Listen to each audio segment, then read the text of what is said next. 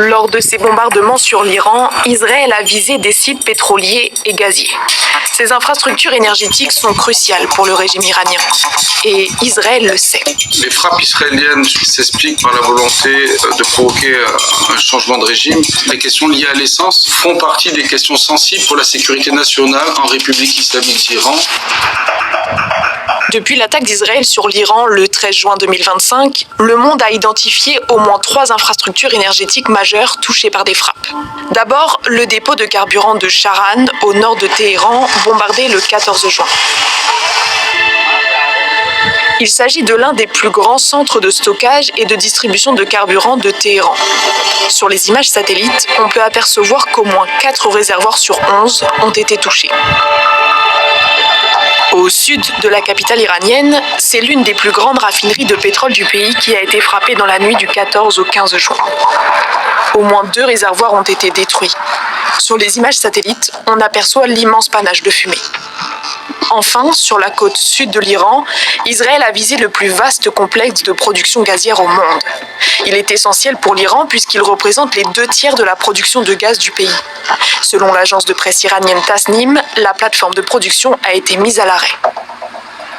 Endommager ces infrastructures pétrolières ou gazières a 2 conséquences.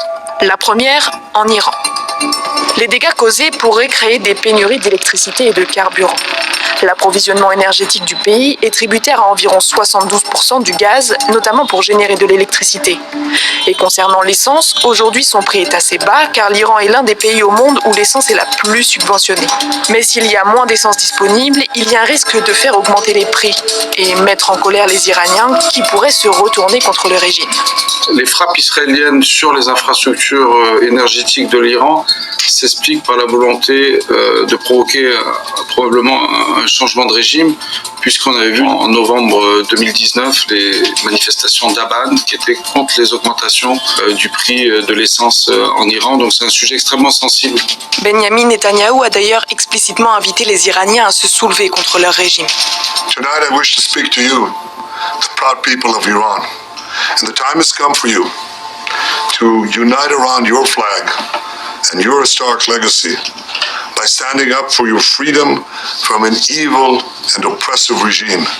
Deuxièmement, ces frappes pourraient avoir des conséquences à l'échelle mondiale. Ça a un effet sur les prix du pétrole. Ça permet aussi à Israël d'avoir l'attention des États-Unis et des États de la région parce que tout le monde a intérêt à une stabilité du marché pétrolier. Donc en créant cette perturbation, cela donne une centralité à ce conflit israélo-iranien. Le 13 juin, après les premières frappes israéliennes en Iran, le cours du pétrole a bondi de 10%. L'Iran est l'un des principaux producteurs mondiaux de pétrole brut. En 2023, malgré les sanctions américaines qui limitent ses exportations, il pesait pour près de 5% de l'offre pétrolière à travers le monde. Face aux attaques israéliennes, l'Iran agite une autre menace plus préoccupante, la fermeture du détroit d'Ormuz.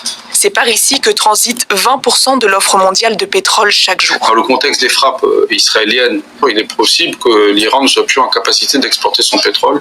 Et à ce moment-là, il pourrait fermer le détroit d'Ormuz pour pénaliser l'ensemble des pays producteurs et ne pas être le seul pays dans l'incapacité d'exporter son pétrole. Alors, il joue cette menace de le fermer depuis très longtemps, depuis au moins la fin des années 2000. Pourquoi n'a-t-elle pas mis à exécution jusqu'à présent? C'est parce que, tout simplement, l'Iran exporte lui-même son pétrole par le détroit d'Ormuz, en grande partie. Donc, il se censurerait lui-même. Enfin, les experts alertent sur une autre conséquence de ces frappes israéliennes.